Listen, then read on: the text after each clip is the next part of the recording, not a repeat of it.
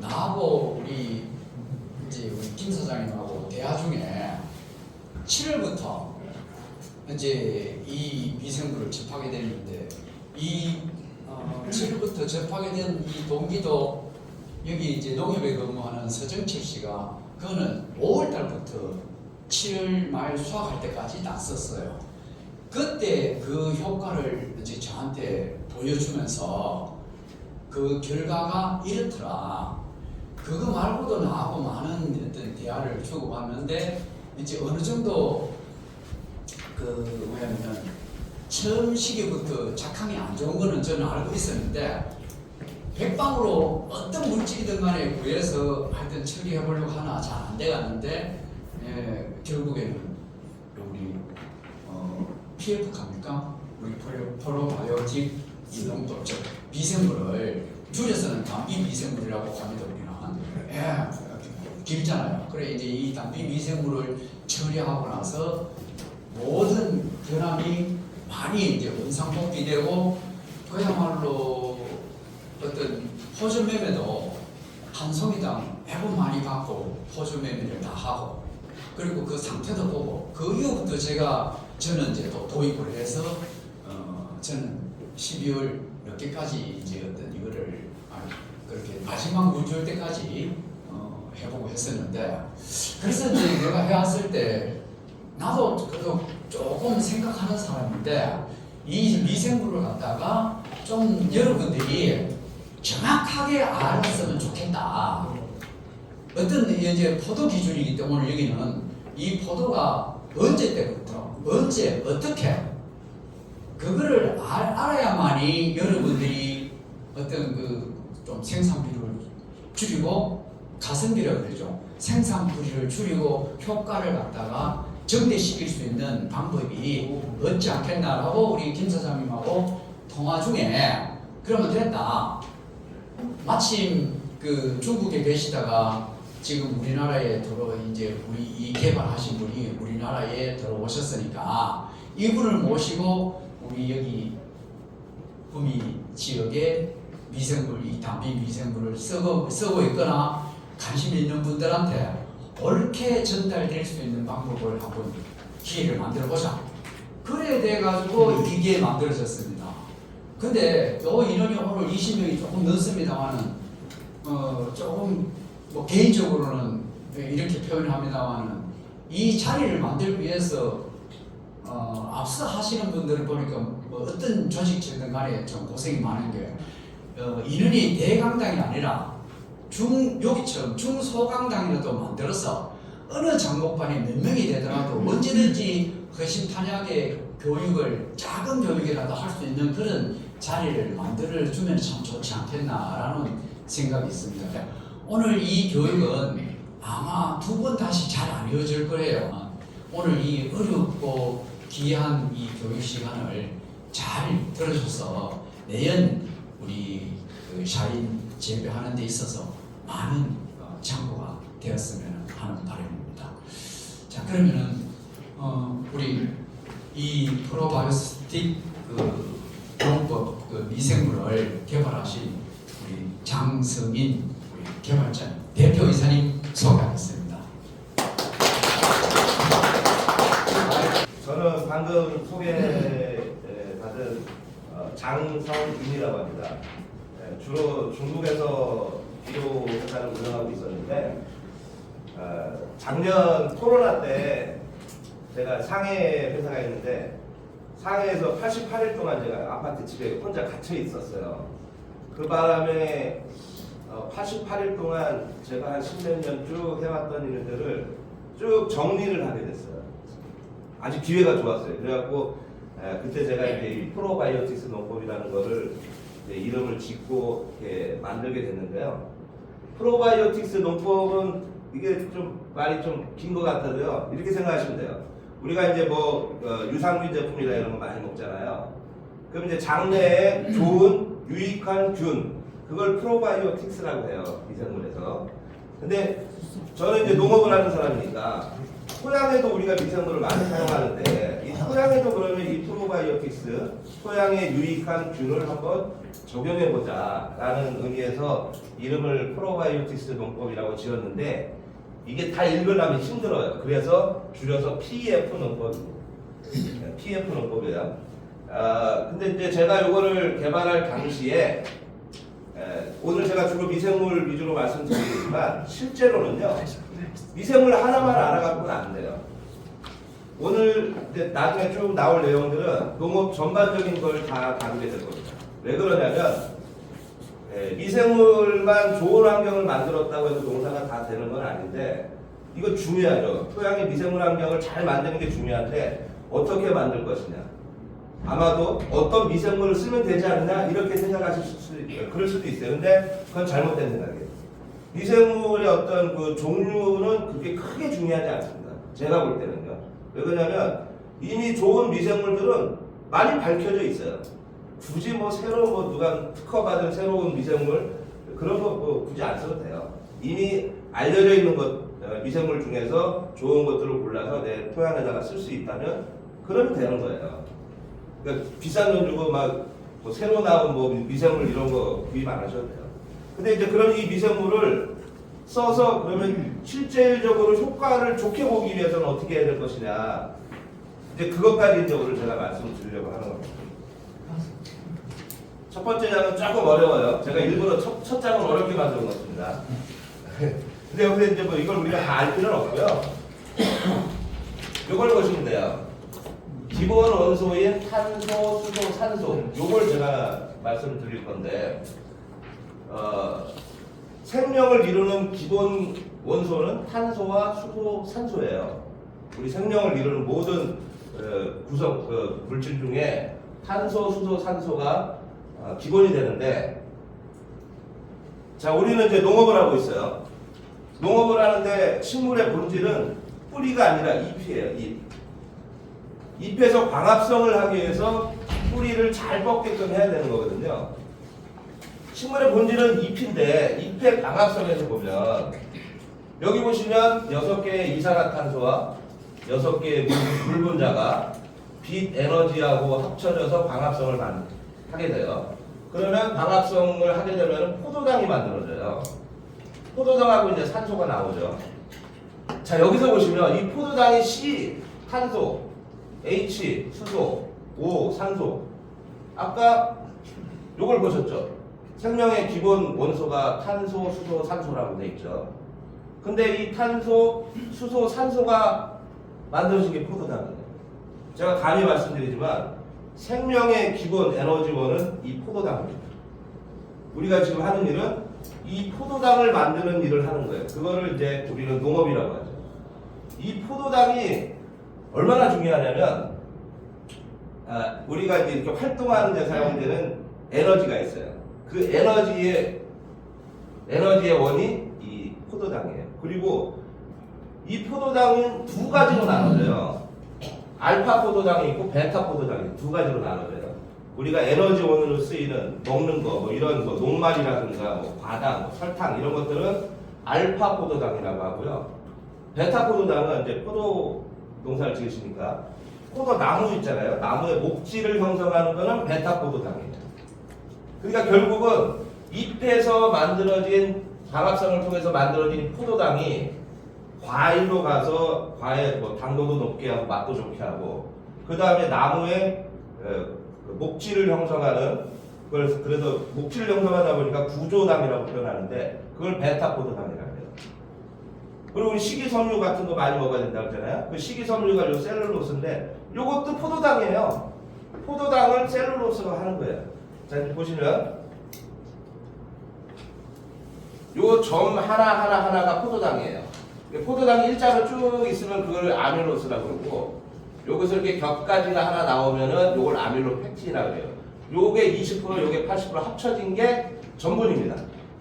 네. 식물의 잎에서는 포도당을 만들어서 이런 전분 형태로 저장을 해요. 포도당으로 저장하는 게 아니에요.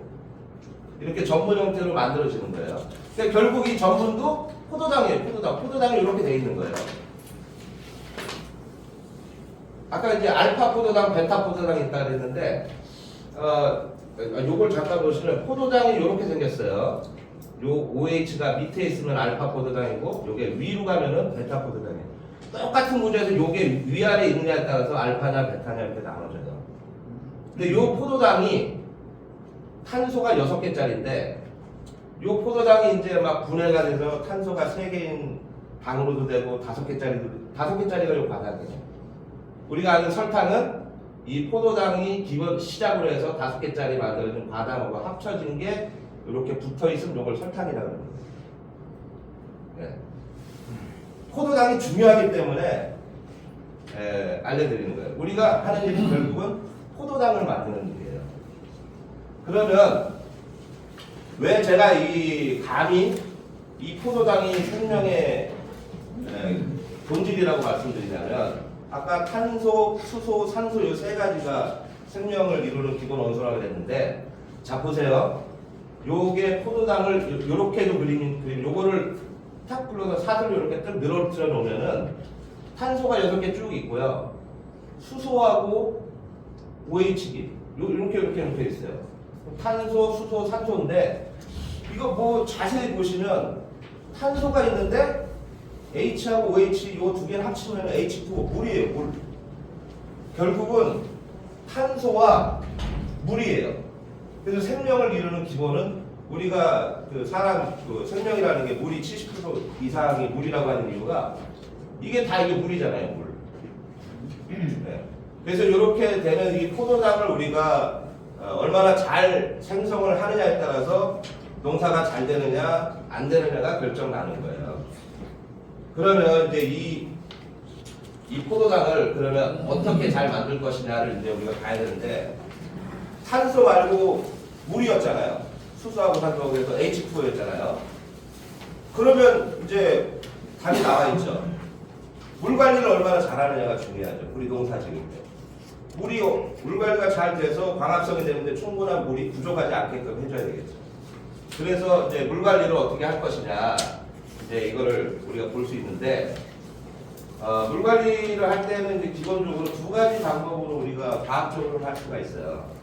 기본적으로 토양에 있는 물이 얼마큼 증발이 되느냐, 증발된 만큼을 다시 보충해 주는 방식이 그게 이제 첫 번째 방식이고, 2번째 방식은 토양에 수분 측정기가 있어요. 별로 안 비싸요. 한 2만 원씩 할 거예요. 그 토양 수분 측정기를 해갖고 수분 함량을 맞춰줄 수 있는 방법이 있어요. 예를 들어서 이건 좀 이따가도 나올 거니까 한번 잘 봐주세요. 300평에 요 작토층 20cm라고 계산했을 때 이 300평에 있는 20cm 두께의 흙의 무게가 우리가 계산할 수 있어요. 그게 약 200톤입니다. 200톤. 300평에 20cm 두께로 그 무게를 재보면 약 200톤이 나와요. 그러면 이 200톤 안에 이제 흙이라고 하는 거는 이렇게 구성되어 있어요. 300평의 흙이 200톤인데 흙이라고 하는 거는 광물질 45%, 유기물 5%. 아마 여러분들 포도밭에 유기물 함량은 5%가 안 될 거예요. 아마 적은 분들은 한 1%, 많아봐야 한 2%, 한 3% 이상 되신 분이 거의 없을 거예요. 근데 아무튼 요 광물하고 유기물 요걸 합치면 이제 요게 고체죠, 고체. 고체가 한 50% 정도 되고 액체가 한 25%, 공기층이 약 25% 돼요. 요 정도 구성으로 되어 있는 거를 좋은 흙이라고 그래요. 농사짓기 좋은 흙. 그럼 여기 보시면 약 25% 정도의 물이 있으면 좋다 그랬잖아요. 근데 내가 토양 수분 측정으로 수분 함량을 측정했는데 10% 한다고 했을 때 그럼 내가 1%를 더 높이고 싶다. 토양의 수분 함량을.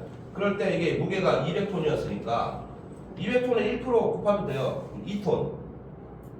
300평 흙에다가 두께 20cm에 골고루 물 2톤이 들어가면 수분 함량이 한 1% 올라가요. 이거 정확하진 않지만 대충 이렇게 된다는 거예요.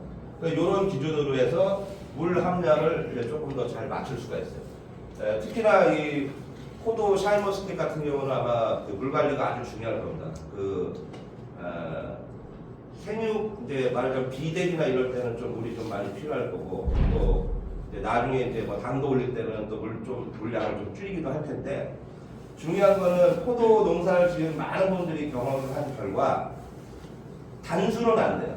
단수는 절대 시키지 마시고 물을 주되 같은 간격으로 주되 주는 물의 양을 줄여주는 방식으로 아니면 늘리는 방식으로 그래서 가급적이면 기간은 유지해 가면서 이렇게 하는 방식이 물 관리에는 더 도움이 됩니다. 자 이렇게 해서 이제 우리가 말하자면 토양의 물을 내가 이제 관리를 잘 했다고 치고 자 이제부터는 이제 제가 드릴 말씀이 그 다음부터 우리가 이제 농사를 더 잘 짓기 위해서 어떻게 할 것이냐 이거예요.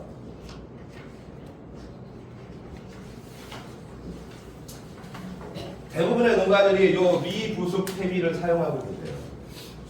여기서부터 심각한 문제가 발생을 해요. 거기에다가 이제 우리가 화학비를 좀 많이 줘요. 적게 주시는 분 거의 없어요. 대부분 좀 많이 주시는 편이에요. 그러다 보니까 여기 미부숙 퇴비 쓰면 가스량이 도 많이 발생을 하고 화학비료도 많이 쓰다 보면은 이제 오바가 돼갖고 염류집적 때문에 좀 문제가 발생을 해요. 그럼 이제 병이 많이 와요. 그럼 또 농약을 또 많이 쓸 수밖에 없어요. 이런 악순환이 지금 계속 돼가고 있는 거죠. 그러니까 내가 농사가 왜 안 되는지를 여기서 한번 찾아볼 필요가 있어요. 내가 미부숙 퇴비를 안 쓰고 좋은 유기물을 썼다. 그럼 시작부터 일단 성공하고 들어가죠. 거기다 화학비료를 적정량 그 정도를 내가 맞췄다. 그러면 농약 사용량도 줄게 돼 있어요. 그러면 이런 악순환에서 벗어날 수가 있어요. 그러면 이런 내용을 그러면 이제 어떻게 해결할 거냐를 이제 하나씩 보여드릴게요. 토양에 이제 우리가 유기물을 넣어야 돼요. 유기물을 넣어야 되는데 유기물을 넣는 이유가 있죠. 유기물 자체를 식물이 빨아먹는 게 절대 아닙니다. 유기물은 식물이 빨아먹을 수 없는 형태예요. 그런데도 우리가 유기물을 왜 넣어야 되느냐? 미생물 때문에 넣는 거예요. 이 유기물을 먹고 미생물이 자라요. 증식을 하죠. 그러니까 우리가 유기물 넣는 이유는 미생물 때문에 넣는다라고 생각하셔야 돼요. 그런데 퇴비를 우리가 주로 많이 사다 쓰는데 그것도 뭐 부숙도 잘 돼 있는 퇴비면 괜찮겠지만 대부분 또 그렇지가 못해요. 그러면은 이제 어떤 결과가 발생을 하냐면 유기물 함량도 얼마 되지 않고 부숙이 잘 안 됐기 때문에 병원균까지 내 토양에다 집어넣는 꼴이 돼요. 여러분들이 쓰시는 그 퇴비, 그 농협에서 판매하는 그 축분 퇴비는 그건 유기물이라고 생각하시면 안 돼요. 그냥 그거는 비료라고 생각하시면 돼요. 그래서 우리나라 법에도 그런 축분 퇴비는 유기질 비료라고 돼 있지 유기물이라고 안 해요. 네, 그러니까 내가 올해 포도밭에다가 퇴비를 내가 많이 넣었다. 그거 큰일 날 일이에요. 농사 더 안 돼요. 농사 더 잘 될 거라 생각하시면 절대 그렇지 않습니다. 여기 보면 이제 축분 퇴비를 제가 잠깐 보여드릴게요. 축분이 이제 보통 우분, 분분, 개분 이렇게 나눠지는데 요 오른쪽에 볏짚, 톱밥 요거는 유기물이라고 할 수 있어요. 유기물과 무기물의 차이가 있는데 우리가 얘기하는 유기물은 탄소화물이에요. 그러니까 탄소가 있으면 유기물, 탄소가 없으면 무기물이에요. 그러니까 화학비료들은 대부분 탄소가 없기 때문에 무기비료라고 그러죠. 근데 이런 볏짚이나 톱밥 이런 것들은 탄소화물이에요. 그래서 탄소가 있기 때문에 요거는 유기물이에요. 근데 우리가 이제 여기 보시면 토양 관리할 때 물리성이 아주 중요해요. 물리성이. 뭐 비료 우리 어차피 화학비료 쓰고 있어요. 그러니까 퇴비 갖고 뭐 내가 비료 성분을 질소 인상 관리를 맞춰주겠다 이러실 필요 없어요. 유기농가에서는 그렇게 해야 되지만 우리 관행농에서는 오히려 그렇게 하다 보면 더 실수가 많아져요. 그러니까 비료, 질소 인상 관리 이런 것들은 그냥 우리가 화학비료 쓰고 있으니까 그걸로 보충을 하시고 우분, 도분, 이 개분은 이거 질소질 빼고는 나머지는 다 이게 좋을 게 없어요. 퇴비를 어차피 우리가 살 때는 톱밥 위주로 사세요. 톱밥. 이유가 있습니다. 물리성이 제일 좋아요. 그건 왜 그러냐면 저는 여러분들한테 항상 톱밥 퇴비를 보내드려요. 톱밥 퇴비를 내가 만들었으면 최고인데 그렇게 어렵죠. 자가 제조한다는 게 쉽지가 않습니다. 그러면 사다 써야 되는데 톱밥 퇴비를 잘 만들어갖고 파는 곳이 없어요. 그럼 결국 지금 나오고 있는 시중에 나와 있는 축분 이 퇴비 중에 톱밥 함량이 가장 높은 걸 선택하시는 방법밖에 없어요. 우리 농민 입장에서. 그래서 이제 그 퇴비를 사실 때 뒤에 보면은 톱밥이라고도 되어 있지만 수피 그 나무 껍질 있죠. 그 수피 아니면은 톱밥 아니면 왕겹 뭐 이런 것들 이런 그 유기물들이 함량이 높은 거 위주로 선택을 하시는 게 좋아요. 만에 하나 그랬는데 이게 또 부숙이 덜 됐다. 그러면은 미리 사놓고 좀 부숙을 더 시키셔야 돼요. 그렇게 쓰시는 방법밖에 없습니다. 내가 직접 만들었을 게 아니라요. 톱밥태비가 가장 좋은 이유가 있어요. 톱밥태비를 예를 들어 내가 직접 만들었다. 그럼 톱밥에다가 이제 질소지를 좀 넣어야 되기 때문에 개불을 좀 넣기도 하고 하는데 요소 넣어도 돼요. 요소. 그렇게 해서 톱밥태비를 보통 만들면 한 3개월 정도 걸리는데 그렇게 만든 톱밥태비는요. 톱밥에 있는 리그닌이라고 하는 성분이 있어요. 그 리그닌이라는 성분하고 질소를 넣기 때문에 그 질소하고 같이 복합 단백체를 만들고 리그닌 복합 단백체라고 하는데 그 물질이 분해가 안 되면서 유기물로서 역할을 엄청 잘해요. 그리고 톱밥태비 발효 과정 속에서 방선균이 많이 발생을 해서 토양의 어떤 그 병원균들을 많이 죽일 수가 있어요. 그래서 농사가 잘 돼요. 톱밥태비가 아주 좋은데 우리가 그걸 사용할 수 없으니까 톱밥태비 대용으로 그거 못지않게 좋은 게 있어요. 그걸 안 쓰셔 분들이 많을 거예요. 제가 꼭 쓰라고 권해드리는 거예요. 톱밥태비가 우리가 없기 때문에 그게 부식산입니다. 그게 부식산이에요.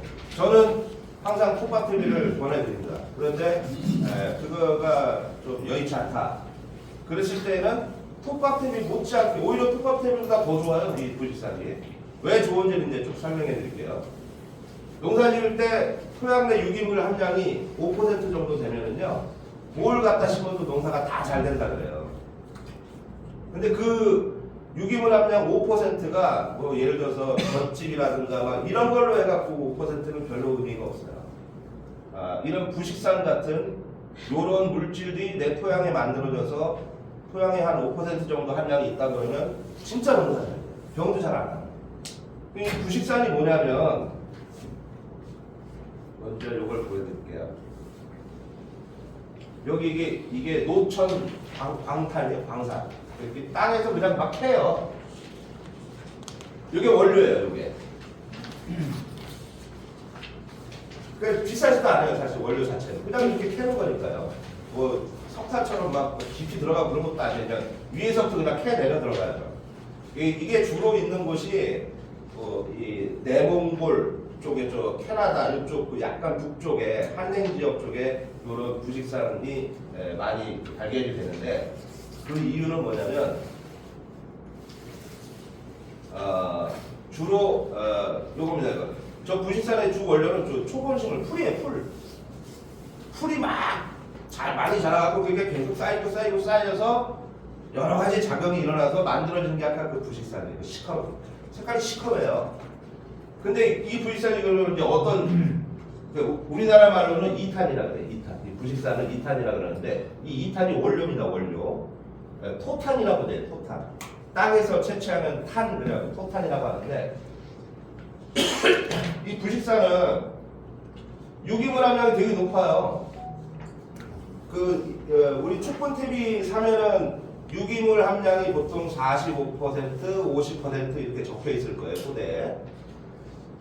근데 그 유기물은 그 톱밥TV에 있는 그 유기물은 토양에다 딱 집어넣으면 2, 3개월 내에 분해되고 없어져요.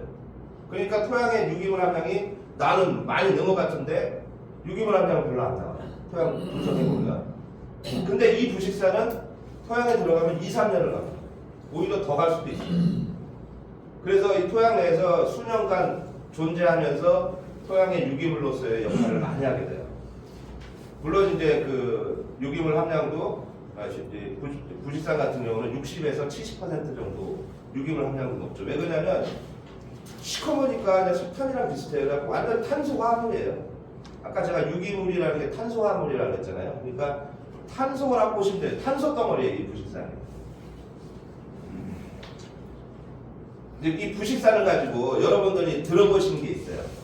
휴믹산이라고 아마 들어보신 분도 계실 거고요.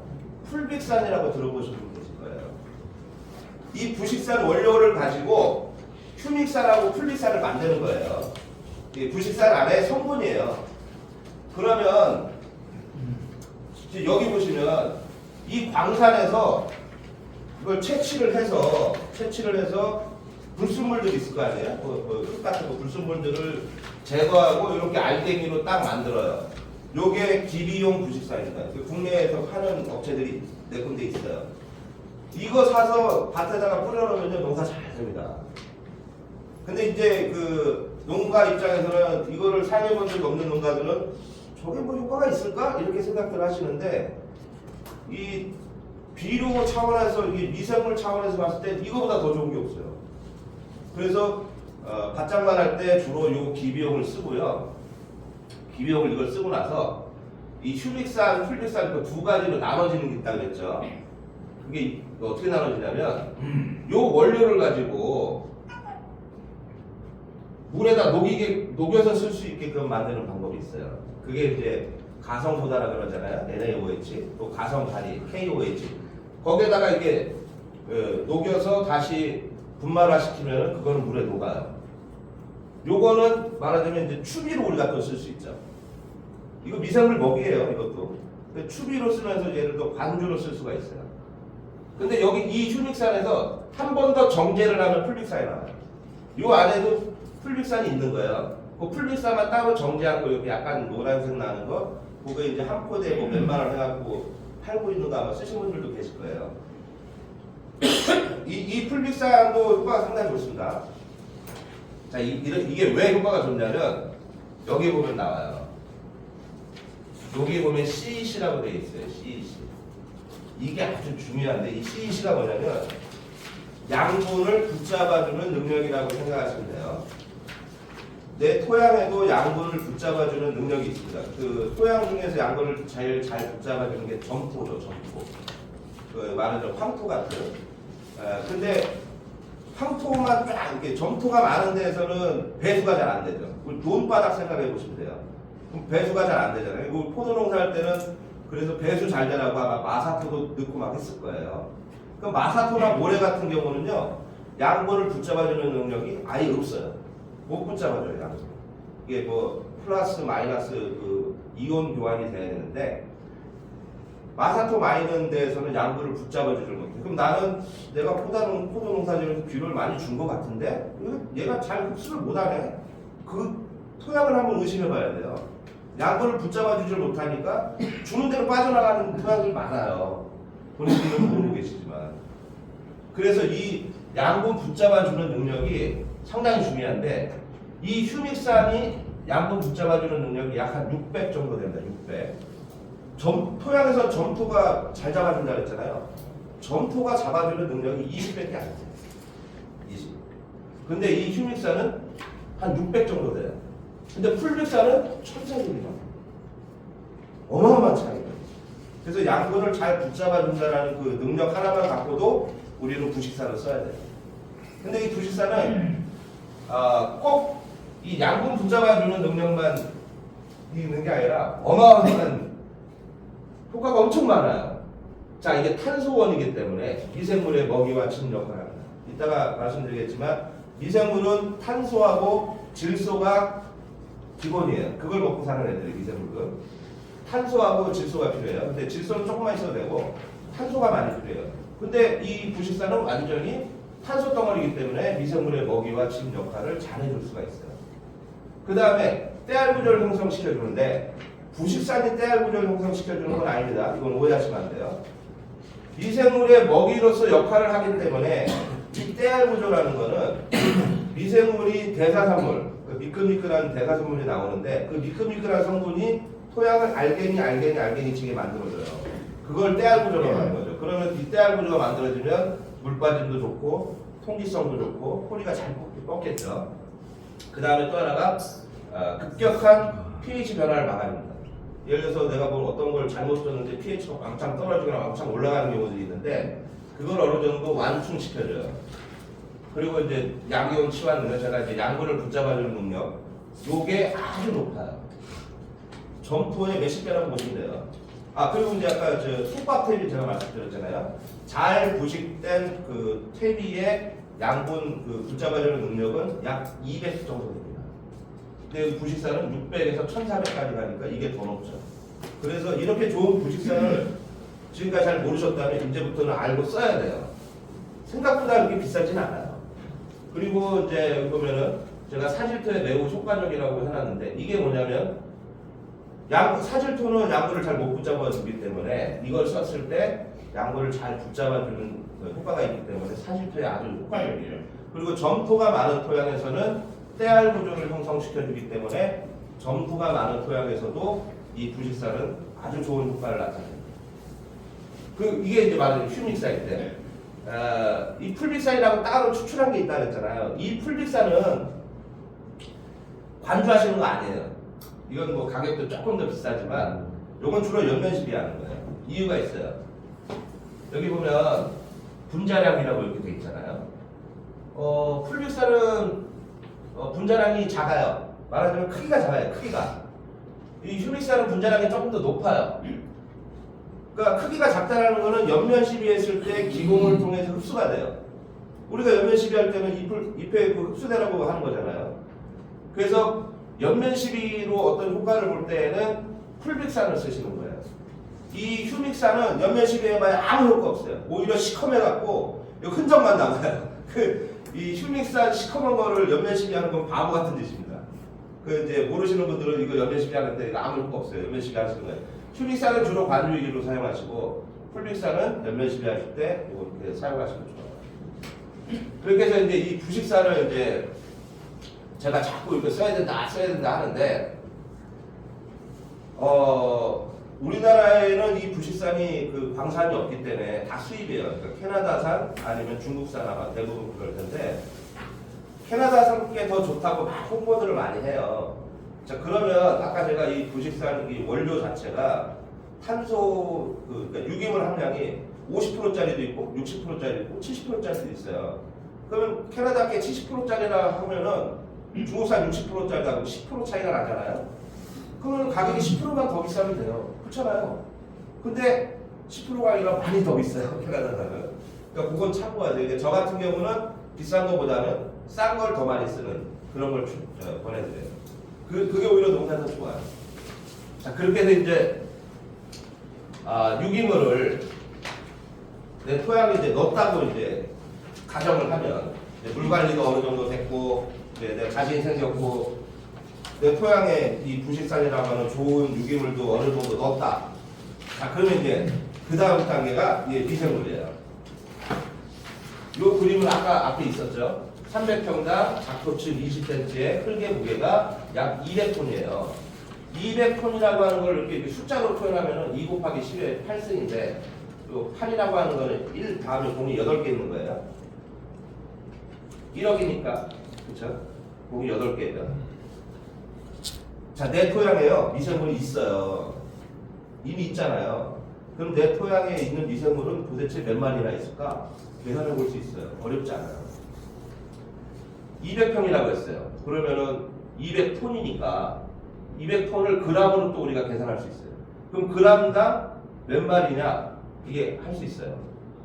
그러면은 200평이라고 하는 이거는 2 곱하기 10의 8승 그람인데 예를 들어서 내 토양에 1g당 1억 마리 10의 8승이 있었다 그러면 이건 저도 못 읽어요. 하여튼 뒤에 많아요. 그러니까 요 정도의 다음에 그러니까 이 다음에 공이 16개 붙은 정도가 내 토양에 이미 있어요. 이만큼이 이미 이렇게 있는 거예요. 내 토양에.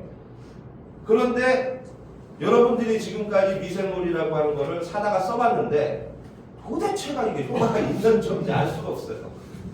그 이유가 뭐냐면 숫자 싸움에서 이게 말이 안 되는 거예요. 왜 미생물은 좋다고 하는데 실제로 좋다고 하는 걸 사다가 써봤는데 효과가 없어요. 이게 효과가 있는 건지 없는 건지 알 수가 없어요. 그 이유가 이거예요. 내 토양에는 이만큼의 미생물이 있는데 예를 들어서 그람당 1000만 마리 미생물을 1리터 내가 기술센터에서 이런 말 하면 안 되기 때문에 좀 그렇긴 한데 보통 기술센터에서 만드는 미생물이 그람당 1000만 마리에서 1억 마리 정도 사이고요. 대한민국 법에는 그람당 100만 마리 이상이면 토양 미생물 제재로 허가를 내줍니다. 그리고 국내에서 가장 시중에 판매되는 것 중에 가장 미생물 숫자가 많은 게 g당 10억 마리예요. 그 R로 시작하는 제품이에요. 근데 그게 이제 요만큼밖에 안 돼요, 한 병에. 그래서 예를 들어서 g당 1000만 마리의 미생물을 내가 어디서 받아갖고 그 1리터를 내 토양에다 넣었다. 그랬을 때 계산해 보면은요, 토양에 있는 200만 마리 대 한 마리 넣는 꼴이에요. 예를 들어서 뭐 1리터짜리 미생물 한 봉지를 갖고 와갖고 물에 희석해서 내 토양에 넣어줬다. 근데 얘 한 마리가 들어가서 200만 마리를 상대해야 돼요. 그래서 효과가 없는 거예요. 그래서 이것 때문에 효과가 없는 거예요. 이걸 정확히 아셔야 돼요. 이거를 원리를 아시면 그러면 많이 넣어주면 되지. 그래, 맞아요. 많이 넣어주면 돼요. 많이 넣어주면은 효과가 무조건 있게 돼 있는 거예요. 미생물이에요. 이 토양 내에 200만 마리 중에 좋은 놈도 있고 나쁜 놈도 있을 거예요. 병원균도 있고 막 이것저것 막 있을 거예요. 그런데 한 마리 들어가고는 해결이 안 되지만, 예를 들어서 g당 200억 마리 미생물을 500g을 딱 넣었다. 그러면 한 마리가 1000마리만 상대합니다. 그러면 이 1000마리 중에 좋은 놈도 있고 나쁜 놈도 있다 그랬으니까 한 마리가 충분히 해볼만 해요. 이 원리를 아셔야 돼요. 이거를 딱 알면, 자, 이제부터는 앞으로 뭐 예를 들어서 뭐 농약방 가갖고 뭐 농약 사러 갔다가 이거 영양제 이거 뭐 미생물 저런 건데, 이럴 때는 여러분들이 그 농약방 사장님한테 물어보시면 돼요. 이거 g당 몇 마리짜리야? 이렇게 물어보시면. 그러면은 이제 창피해서 말을 못 할 거예요. 보통 뭐냐면 농약방에서 주는 그 판매하는 미생물들이 보통 g당 1억 마리 그 정도예요. 그 갖고는 이게 해결이 잘 안 돼요. 그리고 이 양도 적어요. 미생물 효과를 보는 거는 이 정도 숫자가 들어가야 돼요. g당 200억 마리, 500g을 사용했다면, 이게 말하자면 한 봉지에 10조 마리예요. 10조 마리가 들어갔을 때 이 정도 결과가 나와요. 제가 그래서 중국에서 이렇게 만들었습니다. 자, 그러면 아마 의심이 들 거예요. 이거 진짜 g당 200억 마리라는 거 믿을 수 있어? 이런 의심이 들 거예요. 우리 농가에서는 그걸 아직 경험을 못 해보셨는데, 이제 저는 사실은 저 건대 축산대 출신인데, 축산 쪽에서는 이미 g당 1000억 마리짜리 미생물들을 사료 첨가제로 사용하고 있습니다. 국내에는 그런 제품이 없고요. 수입해서 써요. 외국에, 특히 중국에는 g당 200억 마리는 크네요. 아주 우스운 거예요. 우리나라가 없는 거지. 우리나라가 어떻게 보면 되게 후진국이에요. 이제 여기 이제 보시면 제가 주로 사용하는 미생물 10가지를 한번 적어봤는데, 맨 위에 바시러스 서버틀리스라고 있어요. 이게 쉽게 생각하면 청국장 만드는 고초균인데, 이거 이제 기술센터에서도 이걸 만들어서 저 공급을 하고 있을 거예요 아마. 근데 이게 보시면 g당 1000억 마리까지, 5000억 마리까지 만들어요. 이 거짓말 같지만 실제로 이렇게 만듭니다. 그래서 실제로 5천억까지 만들면 비용 문제가 발생하기 때문에 1000억 마리를 만들어서 전 세계 사료 공장으로 수출하고 있습니다. 1000억 마리짜리를. 그럼 이걸 우리가 농업에 쓰면 되는 거예요. 그러면 1000억 마리짜리 미생물 쓸 수 있는 거예요. 생각보다 별로 비싸지도 않아요. 근데 우리나라는 아직까지 그런 게 보급이 안 돼 있더라 이거죠. 제가 보니까. 그리고 이제 또 한 가지 보시면 바실러스 리체니포미스라고 있어요. 아까 제가 A로 시작한 그 제품이 요 미생물 쓰는 거예요. 요 미생물 쓰는데 이거 2천억까지 만들 수 있어요. 근데 시중에서 우리나라에서 제일 많이 팔린다고 하는 그 미생물이 g당 10억 마리밖에 안 돼요. 차이가 많이 나죠. 물론 같은 리체니포미스라 하더라도 그 다음에 이제 종류가 조금씩 달라요. 그래서 야, 내게 더 효과가 더 좋아 이렇게 주장할 수는 있어요. 근데 그건 그들의 주장이고, 일반적으로는 이미 몇십 년 동안 알려져 갖고 효과가 검증된 이 미생물을 쓰는데 뭐하러 새로운 걸 쓰냐 이거죠. 그게 사실 이 미생물은 이렇게 생각하시면 돼요. 우리가 미생물을 쓰는 이유는 미생물의 대사산물 때문이에요. 미생물이 뭘 먹고 싼 똥, 그 대사산물 때문에 이 미생물이 식물에 좋은 영향을 주게 되는데, 이 대사산물이라는 건 화학물질이에요.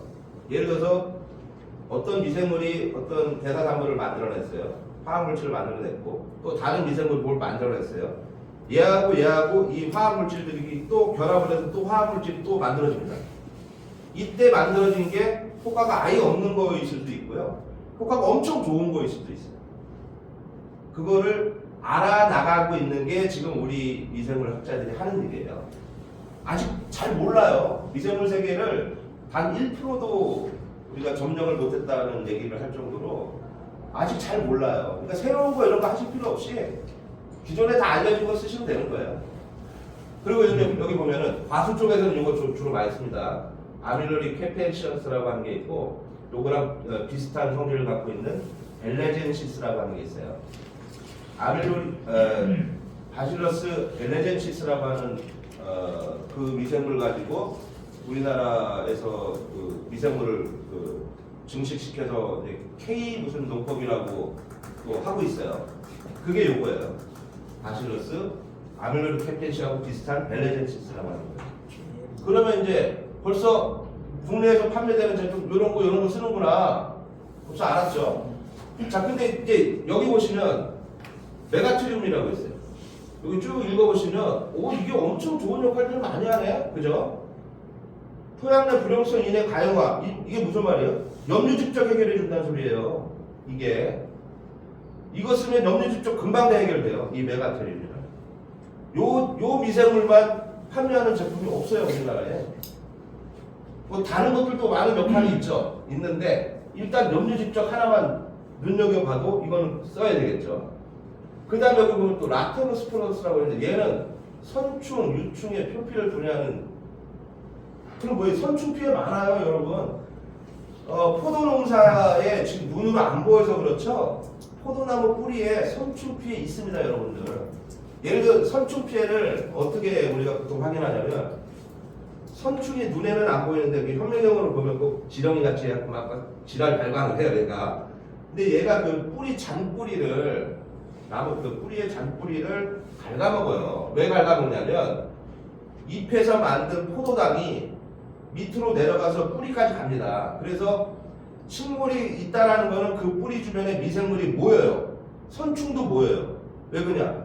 거기서 뿌리에서 나오는 포도당을 먹기 위해서, 갉아먹기 위해서 모이는 거예요. 그래서 선충 피해는 있어요. 근데 다만 선충의 밀도가 많이 높으면 심각하게 나타나고 밀도가 낮으면 우리가 잘 못 느낄 정도로 넘어가는 거거든요. 근데 실제로 이래요. 그러니까 이 뿌리를 선충이 갉아먹었다. 그러면 그 옆에 있던 병원균이 글로 침입을 합니다. 침입을 해서 위로 타고 올라가요. 그래서 나무가 고사되게 됩니다. 그래서 이 선충도 관리를 잘 해야 되고 과수라고 해서 뭐 이 선충 피해가 없다 절대 그렇잖아요. 우리가 원인 모르게 갑자기 잎이 이렇게 오그라들었다. 선충 피해일 확률도 꽤 있습니다. 뿌리를 건드니까 잎이 오그라드는 거에 놀래갖고. 그래서 이 선충 피해를 막기 위해서 우리나라에서 뭐 무슨 농법이라 갖고 선충 전용 미생물 대학에서 하는 농법도 있죠. 그게 다 이런 거예요. 물론 요 미생물하고는 다른 미생물이지만 그렇게 해서 선충 피해를 막는 미생물도 있고요. 그리고 이제 요 폴리미사 같은 경우는 진짜 얘는 이제 그 군집력이 강해서 뿌리 주변에 이렇게 쫙 얘들 모여갖고 코팅을 하다시피 해요. 그러면은 병원균이 못 들어와요, 별로. 그런 미생물들도 있고 많아요, 종류가. 자, 그리고 이제 요거는 이제 아주 생소할 거예요. 모실라 지노시스라고 요 미생물은 얘도 말하자면 염류직적 해결하는데 엄청 그 탁월한 미생물이에요. 그래서 얘를 쓰는 경우에는 거의 대부분 염류직적이 다 해결돼요. 그리고 염록소 함량이 증가하는 광합성에 엄청 도움을 주는 미생물입니다. 그래서 제가 미생물 중에 생육용 미생물이라고 이렇게 복합 미생물 만든 게 있는데 이걸 무조건 씁니다, 제가. 그리고 이제 트리코데르마라고 하는 또 미생물이 있어요.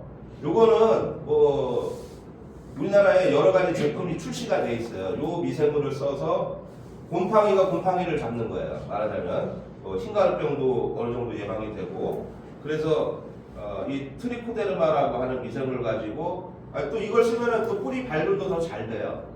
그래서 이런 미생물도 있고 그 다음에 비티균이라 그래서 미생물이 벌레를 죽이는 충을 죽이는 그런 것도 있고 여러 가지가 많습니다.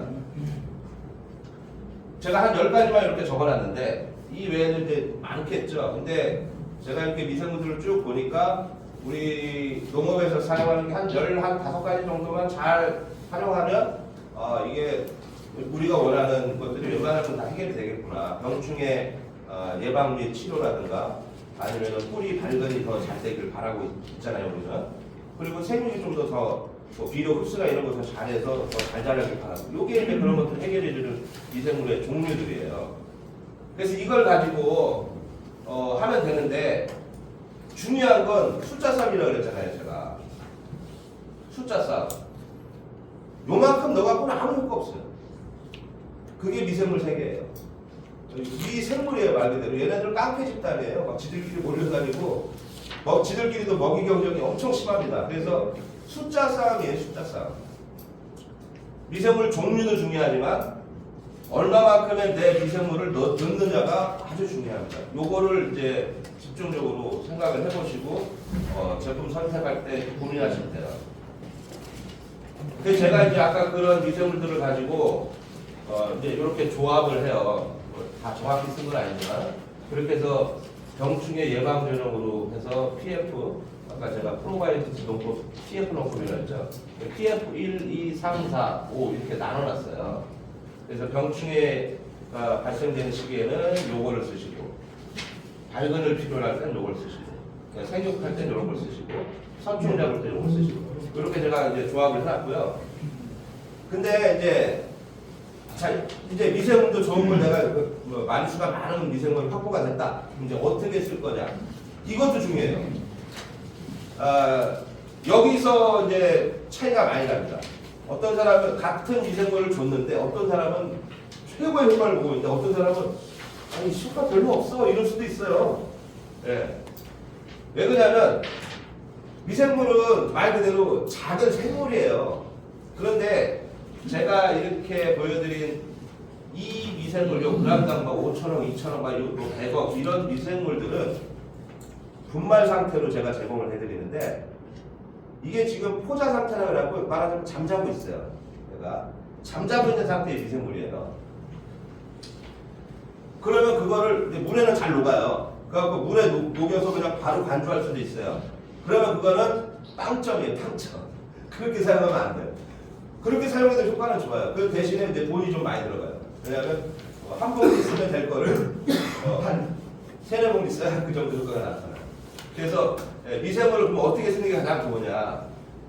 아주 바쁘고 급하면 그냥 물에 타서 넣으면 되겠지만 그게 아니라면 요렇게 좀 갖추는 거죠. 기존에 이제 이 고래통은 있으니까 여기에다가 이제 기포기하고 온도를 좀 30도, 32도 정도 맞출 수 있는 그거를 이렇게 연결을 해갖고 이렇게 이제 배양을 하죠.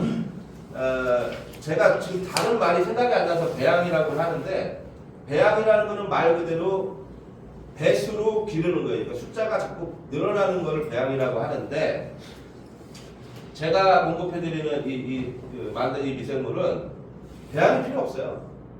이미 숫자가 많아요. 충분해요, 숫자는. 그러면 이 짓을 왜 하느냐? 이거 해야 돼요, 근데. 왜 그러냐면, 미생물이라는 게 이제 분말 포자 상태로 있다가 깨어나서 활동을 해서 막 대사산을 만들고 이 과정이 있는데, 이런 이제 농가에서 기본적으로 이렇게 약간, 외부에서 균들이 막 오염될 수도 있잖아요. 오염되는 건 신경 안 써도 돼요. 어차피 우리끼리 미생물 숫자가 너무 많아서, 딴 건 공기 중에 뭐가 날아 들어가도 아무 상관 안 해도 돼요. 걔가 어차피 못 살아요. 숫자가 많으니까요. 근데 이제 예를 들어서 여기에다가 24시간이 지나면 24시간 내에 미생물들은 거의 다 깨어납니다. 24시간 내에. 그리고 제가 여기서 3일째부터 사용 가능하다고 이렇게 적어놨어요. 사실은 뭐 24시간 후에 써도 돼요. 근데 왜 3일째부터 사용 가능하고 해놨냐면 72시간이 되면 얘가 깨어나서 처음에 깨어나갖고는 이게 자다 깼으니까 아마 얘가 일도 잘 못하고 어리버리해요. 얘가 이제 한 72시간 되면 가장 왕성하게 활동하는 시기예요. 그때 이제 딱 반주로 넣는. 그러면 효과가 바로 나타납니다. 엄청난 미생물 숫자와 함께 이렇게 깨워서 활동성이 높았을 때 반주하는 그런 방식. 이게 미생물을 사용하는 가장 좋은 방식이에요.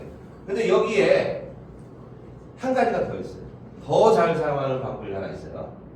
3일 정도 됐을 때 이제 미생물 활동성이 딱 좋아졌는데 이때부터는 계속 활동이 좋다 보니까 대사산물을 계속 만들어내요. 그래서 약 일주일 정도를 이렇게 틀어놓으시면 여기 위에 물 위에 끈적끈적한 대사산물들이 이제 막 많이 생겨요. 그러면 이제 그게 이제 관조를 하면 막히니까 그거는 잘 걷어내갖고 좀 안 좋은 나무에다 뿌려주시고, 그리고 그 일주일 배양한 액은 관주를 하지 말고 연면시기를 하세요. 이유가 있습니다. 우리가 이제 잎에 예를 들어서 탄저균이 튀어서 이렇게 딱 여기 잎에 묻었을 때 발병을 하겠죠. 근데 이 대사산물 만든 거를 연면시비를 쫙 잎에다 해놓으면 농약 쓸 때 같이 쓰면 되는 거예요. 이거. 잎에다가 연면시비를 해놓으면 탄저병이나 뭐 이런 녹일병, 역병 이런 거 딱 붙었을 때 발병을 잘 못해요. 그래서 일주일 정도 배양해서 연면시비를 한 번씩 해주시면 그거 아주 그냥 병충해 예방 효과 좋습니다. 그때는 농약을 그냥 같이 섞어서 쓰셔도 돼요. 그럼 이제 농약을 이제 살균제를 여기다 타면은 야 그럼 여기 미생물들 다 죽는 거 아니야? 이래요. 왜 죽어요? 상관없어요. 그냥 그때는 대사산물을 쓰려고 하는 거지 미생물 쓰는 게 아니거든요. 대사산물 일주일 많은 거 대사산물을 잎에다 묻히기 위해서 연면시비 하려고 키운 거기 때문에 그때는 살균제 같이 써도 됩니다. 그리고 500리터를 배양을 했기 때문에 한 400리터는 관주하고 100리터 남겨놓은 거에다가 물을 400을 더 채우면 500리터가 되잖아요. 그러면 한 600평 연면시비 하는데 충분할 거예요. 그렇게 쓰시면 됩니다. 네, 그렇게 하면은 내가 예를 들어서 부식산이라고 하는 좋은 미생물도 넣고, 유기물도 넣고, 그 다음에 숫자가 많은 미생물도 딱 이렇게 배합까지 해갖고 활동성 좋을 때 딱 관주도 했어. 이러면 농사 잘 돼요. 농사가 아주 잘 됩니다. 자, 이 PS 농법을 가지고 지금 방금 말씀드린 그런 방식대로 이렇게 사용하는 농가들이에요. 실제로는 올 1월부터 보급을 하기 시작했기 때문에 별로 많이 안 될 줄 알았는데 사실 1년 동안 많이 보급이 됐습니다. 그래서 각 작물별로 쓰시는 농가들도 이제 많이 생겼고 하는데, 포도 같은 경우는 영동에서 이제 조성희 사장님이라고 그분이 600평에 14,000송이를 달았어요. 올해.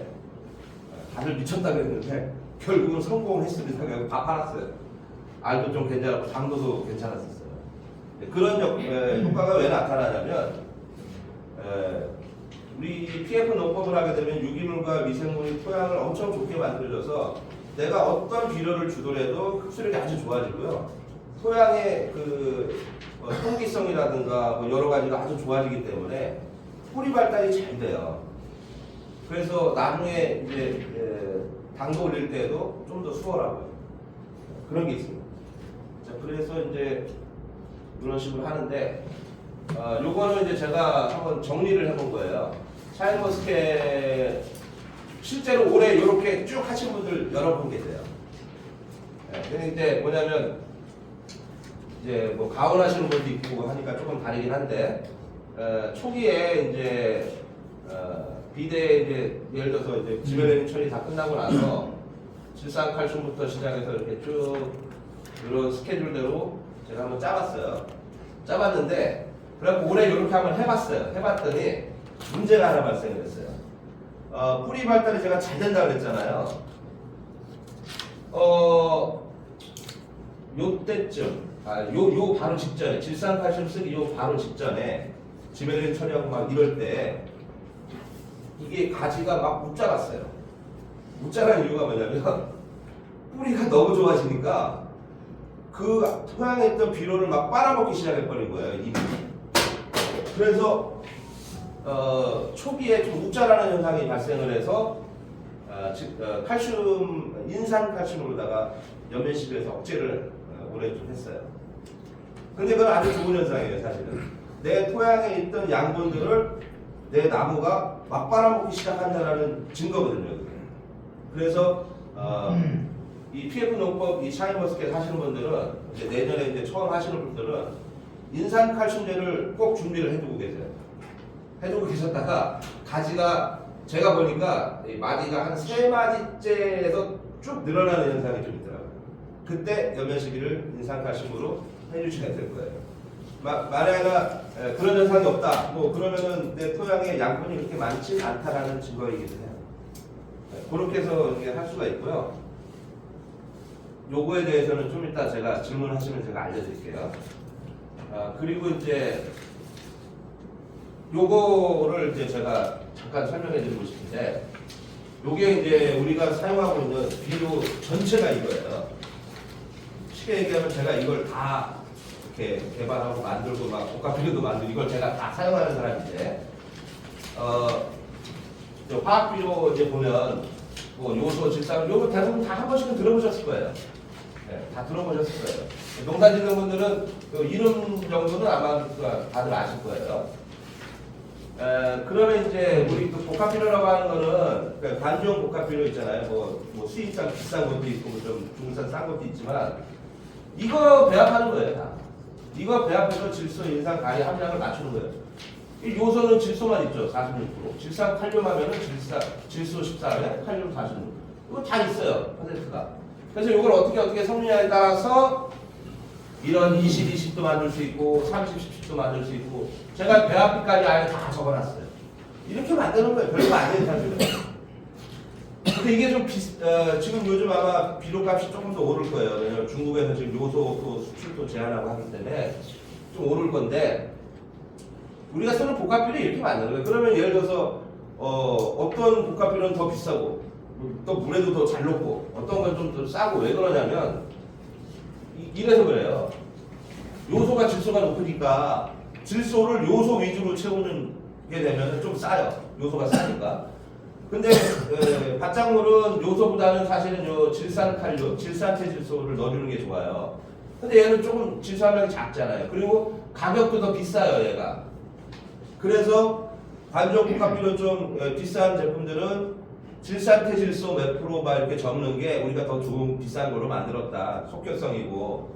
그래서 이제 그렇게 좀 더 비싸게 받는 거예요. 자, 그러면 좀 싼 거를 사서 비싼 것처럼 효과를 낼 수는 없을까? 우리 생각해 볼 수 있잖아요? 네, 가능합니다. 가능합니다.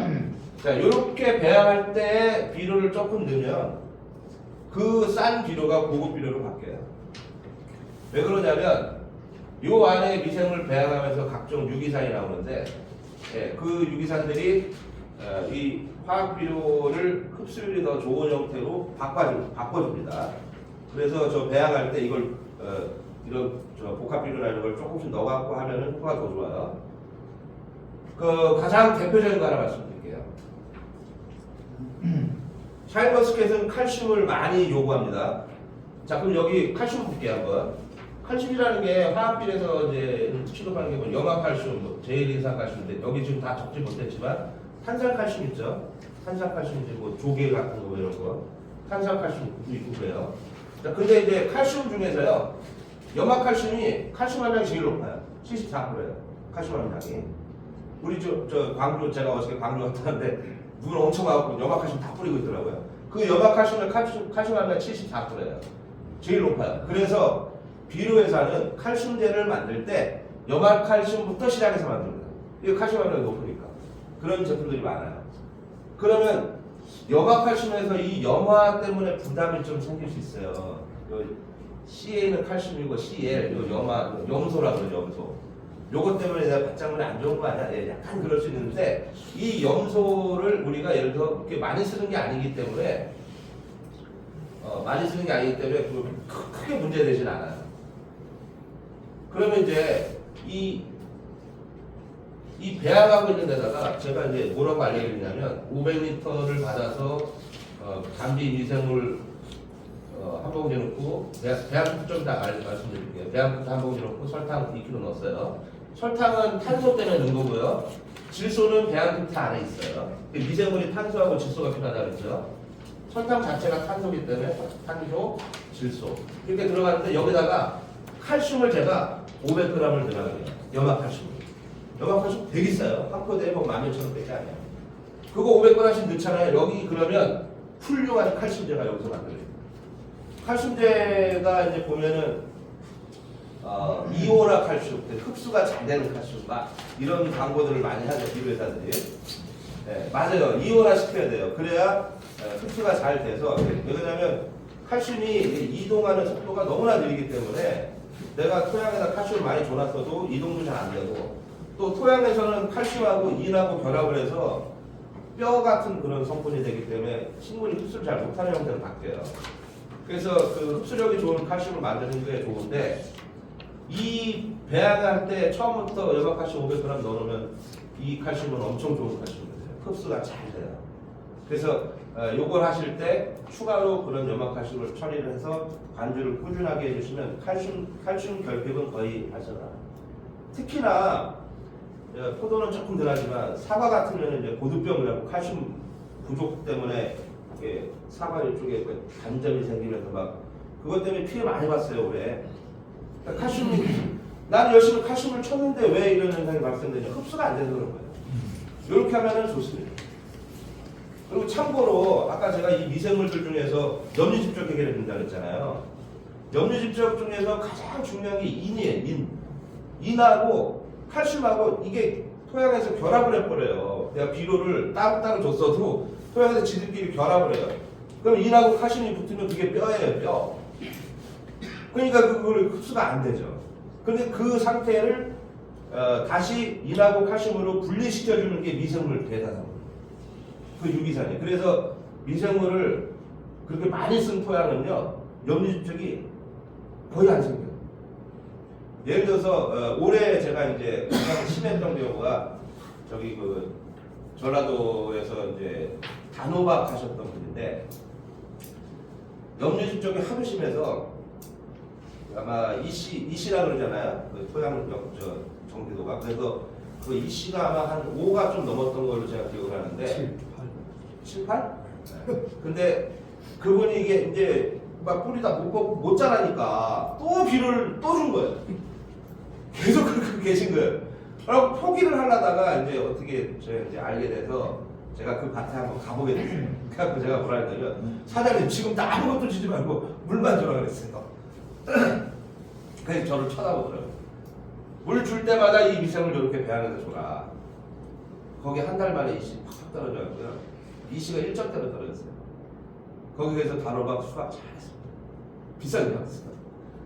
그러니까 우리 이런 방식의 PF 농법을 하시는 분들은 염류집적은 아예 머릿속에서 지워도 돼요. 걱정 안 하셔도 됩니다. 내가 예를 들어서 비료를 좀 과하게 줬는데 그럼 토양 염류집적 생기는 거 아닐까? 네, 신경 안 써도 돼요. 이걸 쓰고 있으면. 대신 이제 비료를 많이 주면 좀 웃자라는 데가 좀 생길 거예요. 흡수가 너무 잘 되니까.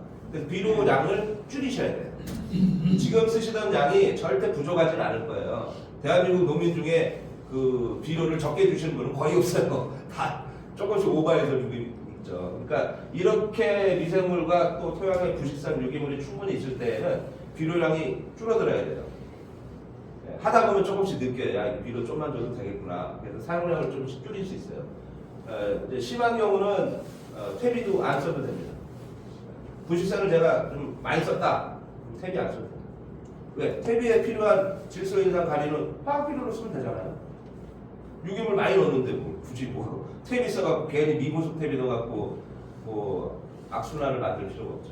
그러니까 이거는 우리가 어떤 생각을 갖고 있냐에 따라 다른 거예요. 내가 퇴비 안 쓰고도 충분히 이제 좀 자신감이 생겼다 했을 때는 퇴비 안 쓰고 해도 돼요. 다만 이제 제가 이렇게 하라 그러면 저는 이제 혼나죠. 그러면 똥을 처리할 데가 없어야 돼가지고. 네, 아무튼 그렇습니다. 이제 제가 여기서 요거를 하나 말씀드려야 되는데 아까 이제 배양할 때 배양 키트를 제가 한 봉지 들어갔어요. 여러분들이 지금까지 농약방에서 덤탱이 무지하게 쓰고 있었어요.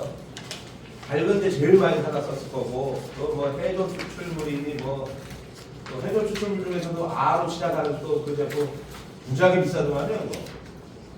그리고 또 뭐 이것저것 뭐 많이 이제 아마 사다 쓰셨을 거예요. 제가 이 배양 키트를 만들 때 제 소신이 있었어요. PF 농법을 하면서 영양제를 사쓰지 않게끔 해주자. 그래서 영양제 우리가 사쓰는 것 중에 가장 좋은 것들을 제가 이제 중국에 있기 때문에 좀 싸게 제가 원료를 구입할 수가 있어요. 한국에서는 비쌉니다, 이 원료가. 제가 이제 그래서 이제 배양키트를 만들게 됐는데, 자, 첫 번째 녹색 해조 추출물을 보여드릴게요. 해조 추출물 하면은 대부분 다 시커먼 것만 보셨을 거예요. 그죠? 해조 추출물이라고 시커먼 거예요. 그렇게 알고 계셨을 텐데, 해조 추출물 중에 대한민국 어느 해조 추출물 중에 자기 해조 추출물의 성분을 알려주는 곳이 있던가요? 없었을 거예요. 못 봤을 거예요. 성분이라고 알려주는 게 이 알긴산 몇 프로 요것만 알려주고 있을 거예요. 그 우리가 해조 추출물을 왜 써요? 이것 때문에 쓰는 거예요. 이것 때문에 해조 추출물은. 자, 이게 뭐냐면 천연 사이토키닌, 제라틴 뭐 이거 좀 많아요. 근데 사이토키닌 요거는 GA, 지베렐린이에요. 사이토키닌, 지베렐린, 옥신 어디 갔어? 네, 옥신. 뭐 이런 거를 가지고 우리가 이걸 쓰기 위해서 해조 추출물을 쓰는 거예요. 그러면은 수세가 약하거나 아니면은 내가 좀 약간 생리장애를 일으키거나 했을 때 이 해조 추출물은 이런 역할을 하기 위해서 이 성분 때문에 우리가 쓰는 건데, 대한민국의 어느 해조 추출물 제품도 이 함량을 밝히는 곳이 없어요. 판매하고 있는 회사 자기들도 몰라요. 함량이 얼마인지. 제가 쓰고 있는 게 이 정도 함량입니다. 이거 상당히 높은 함량. 이게 배양키트에 들어가 있어요. 우리는 미생물을 배양해서 한 달에 2번씩 넣으라고 제가 권해드리는데, 그럼 이게 한 달에 2번씩 들어가는 거예요. 600통당. 그러면 영양제 이제 사서 쓸 필요 없겠죠. 시중에 파는 것보다 더 좋은 해조 추출물이 여기 들어가 있는데, 그리고 믿을 만한 성분까지 제가 다 공개해 드렸잖아요. 이 원료에. 그럼 제가 왜 검은 걸 안 쓰고 녹색을 쓰느냐? 이유가 있어요. 이게 훨씬 더 비싸요. 일반 중국에서 제가 원료를 구입하다 보면 검정색 해조 추출물보다 이게 가격이 2.5배 더 비싸요. 그런데도 이걸 왜 쓰느냐? 제가 이제 연면 시비도 하시라고 했잖아요. 연면 시비 할 때 시커먼 거 뿌리면 안 좋잖아요. 그래서 녹색 해조 추출물을 과감하게 좀 비싸도 제일 좋은 거를 선택해서 여기다가 넣었어요. 함량까지 말씀드리자면 한 봉지에 200g 들어가 있어요. 이 배양키트가 1kg짜리인데 1kg 중에 200g이 해조 추출물이에요. 이 정도 양이면 600평에 한 번씩, 그것도 15일에 한 번씩 들어가면 효과 무지하게 좋습니다. 그러니까 영양제 사지 마세요. 더 좋은 거 넣어놨어요. 그리고 히토리 들어가 있어요. 이 히토리는 모르시는 분들이 많아요. 그리고 시중에 또 히토리 제품이 믿을 만한 제품도 없습니다. 없어요. 이 중국에서 이거 수입이 안 돼요, 원래. 히토리는 중국에서 많이 나는 거 아마 알고 계실 거예요. 근데 이제 이거를 농업에 쓸 수 있게끔 이제 그 질산에다 녹여서 이렇게 했다고 질산 히토라 그러는데, 이렇게 하얀색 분말이에요. 이 히토리는 맨 앞장에, 제가 첫 번째 장에 맨 앞장 한번 보세요. 첫 번째 장에 보시면 이렇게 노란색으로 되어 있어요. 17가지 원소입니다. 요 노란색 요 17가지를 히토리라고 그래요. 그런데 여기서 보시면 이렇게 생긴 거 있어요. 두 가지. 요걸 란타넘이라고 그러고 이걸 세륨이라고 그러는데, 요 두 가지는 사실은 식물에 좀 많이 써야 돼요. 이거 완전 미량 원소지만 그 중에서도 요건 좀 많이 필요해요. 중국에서 약 한 20몇 년 전부터 이 히토리를 가지고 농업에 적용하는 연구 실험을 엄청 많이 했어요. 저 동국 삼성에서. 주로 많이 한 게 콩에서 실험을 했는데, 콩의 생산량이 2배 가까이 다 증산이 됐어요. 이 히토리가 어마어마한 역할을 합니다. 그래서 이제 우리나라에서는 히토리라고 제품이 나오는 게 제가 본 적이 있는데, 그건 돌가루예요, 돌가루. 그건 효과가 거의 없는 거예요. 그냥 눈 가리고 아웅이고, 지금 제가 쓰는 히토리는 요 전체가 히토류 성분이 약 40% 정도. 요 17가지 아까 보여드린 그 17가지 원소가 이 히토리 분말의 40% 정도를 차지하고 있어요. 그러니까 많이 쓰면 어떻게 돼요? 오이가 돌이 돼버려요. 오이가 돌이 된다니까요. 이거는 적정량을 써야 돼요. 그리고 이 말씀은 뭐냐면 포도의 저장성이 좋아진다는 얘기를 제가 드립니다. 그리고 잎도 광합성이 엄청 잘 됩니다. 이제 중국에서 이제 많은 이제 그 연구를 해봤더니 특히나 이 란타남하고 이 세림 아까 말씀드린 그 두 가지가 이 지배를 효과가 있어요. 뿌리 활짝 뭐 활력하는. 그리고 여러 가지가 있는데, 이거 웬만하면 좋은 게 다 있네요. 네, 이런 연구 결과가 다 나와 있어요. 논문으로 다 나와 있어요. 그래서 이런 시토류, 이렇게 생긴 이런 시토류가 들어가면 좋겠다 해서 제가 이 시토류를 600평당 15일 한번 쓸 수 있을 정도의 양을 거기다 대학교에 넣어놨습니다. 이거 되게 비싼 것도 비싼 거지만 이거 국내에서 살 수가 없어요. 국내에 이런 게 없습니다. 그리고 중국에서 수입도 안 돼요. 근데 제가 이제 이 대학교 때 이게 비료라고 중국에서 해갖고 만들어서 오다 보니까 이걸 그냥 모르고 그냥 넘어가갖고 제가 보고갈 수 있게 됐어요. 이게 시토류입니다. 이 시토류가 상당히 좋은 거예요. 한번 읽어보시면 반도체만 자석만 만드는 줄 알았더니 그게 아니구나 그렇게 생각이 드실 거예요. 그리고 이제 이런 게 있어요. 미량원소 중에서요, 아미노산 킬레이트 미량원소라는 게 있어요. 그 미량원소 하면 우리가 이제 뭐 금속, 몰리브덴, 철, 아연, 망간, 구리 뭐 이런 걸 미량원소로 하잖아요. 그 이제 특히나 철, 망간, 아연, 구리 같은 경우는 그런 미량원소 사다 보면은 EDTA, 찔 긋고 뭐 FE, 철 뭐 이렇게 돼 있을 거예요. 그거는 화학적으로 하는 거고, 이거는 아미노산에다가 미량원소를 갖다 붙인 거예요. 그래서 아미노산 분말에다가 아연을 붙인 거고, 구리를 붙인 거고, 망간을 붙인 거고, 마그네슘 붙이고, 칼슘 붙이고, 철 붙여요. 이거 그럼 유기에 그 말씀 뭐냐? 흡수가 잘 된다는 얘기예요. 이게. 그래서 이거 역시도 국내에서는 판매하는 곳이 없습니다. 제가 중국에서 이거를 대학 키트에다가 이걸 넣어놨습니다.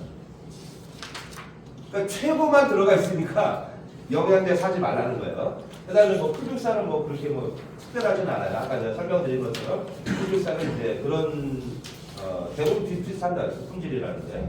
그래서 풀빅산도 들어가 있고. 그래서 배양 키트가 이렇게 좋은 걸 많이 넣어놨으니까 우리가 이제 이렇게 배양을 할 때 미생물 제가 10조마리라고 그랬죠. 한 봉지가. 미생물 10조마리 넣고 배양 키트 저 좋은 성분을 여기 들어갔고 그 다음에 산소 넣고 이렇게 해서 3일 배양해서 관주했다고 하면 상상하는 거죠. 이게 농사가 안 되겠어요. 네, 간단한 걸로 생각해 볼 수 있잖아요. 그거를 실제로 지금 올해 많은 분들이 지금 경험을 하고 계신 거예요. 그러니까 농사라는 게 어떻게 보면 진짜 첨단 과학인데 아까 보셨다시피 막 화학식도 많고 막 많잖아요. 이거를 좀 이게 원리만 좀 정확히 이해해서 이런 방식으로 진행을 하시면 아마 농사가 좀 그렇게까지 어렵지는 않을 거예요. 올해 아마 내년에도 그럴 거고 기상 이변은 계속 있을 텐데 내 토양만 어느 정도만 이렇게 받쳐주게끔 해서 진행을 하면 그래도 뭐 수확하는 데 크게 문제는 없지 않을까 그렇게 생각합니다. 이제 제가 드릴 말씀 다 했고요. 질문 한번 제가